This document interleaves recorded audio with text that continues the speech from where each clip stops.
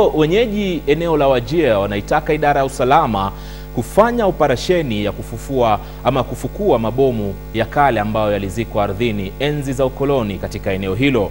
Kwa mujibu wa wenyeji, kuwepo kwa mabomu aina hiyo kumekuwa kukihatarisha usalama na hata maisha yao, hasa yale watoto ambao mara kwa mara hujikuta wakicheza nayo bila kujua hatari iliyopo. Wa Bula Polytechnic Jimbo la Wajir, ambapo familia ya Mama Kulea Ibrahim imekuwa ikiishi hapa kwa zaidi ya miaka 30, wasiojua matatizo watakayokumbana nayo. Na mmoja wapo ya matatizo haya ni kupatikana kwa mabomu haya katika boma wake, na kuiacha familia yake ikiwa na hofu tele, hasa ikizingatiwa kuwa hii si mara ya kwanza kwa mabomu ya aina hii kupatikana mtaa humu.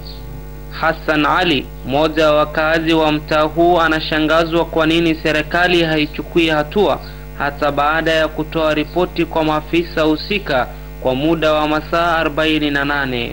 Kwa sasa wenyeji wanahofia nafsi zao. Inaaminika kuwa mabomu haya yaliwachwa na wakoloni wakati wa vita vya kwanza na vya pili vya dunia, bali na kudai kuwa mara kwa mara mabomu ya aina hii hupatikana na watoto wadogo wanaochunga ngamia. Wenyeji wanasema kuwa kumbukumbu za kihistoria zinaonyesha kuwa mji wa Wajir ulitumika kama makao ya Waingereza na Wataliani wakati wa vita hivyo vya dunia, na kwa sasa wenyeji wanaomba serikali kuichukua hatua za kidharura kabla ya maafa zaidi kutokea. Faisal Abdurrahman, KTN leo, Jimbo la Wajir.